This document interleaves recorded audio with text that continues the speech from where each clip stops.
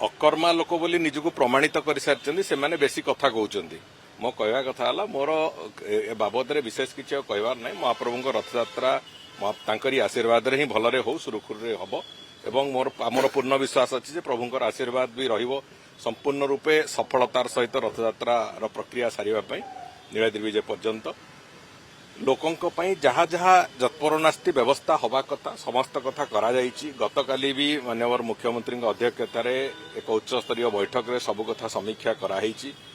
सेवायत मान सहित भी भेटिचंती एवं सेवायत मान सहित भी आलोचना होती ये सबु कथा होती तेणुकरी पूर्ण विश्वास अच्छी सफलतार सहित एक कथा आगू जीव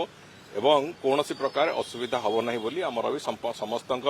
पूर्ण विश्वास अच्छी आम भगवान पाखे समस्ते प्रार्थना करुचु जे महाप्रभु निजे जमी रथयात्रा कराती से भाव रथयात्रा अनुष्ठित हम। देखो मो विरोधी कौ भाव रथयात्रा अतीत परिचालना करते से कथा आम जाचु देखीचु ओडिशावासी भी देखी समय कौन कौन घटना अघटना घटुला से कथा भी ओडिशावासी देखी तेणुक आज ये जो रथयात्रार पवित्र मुहूर्त भितर मते लगुना कौन प्रकार राजनैतिक समालोचना रथयात्रा को नहीं करवा राजनीति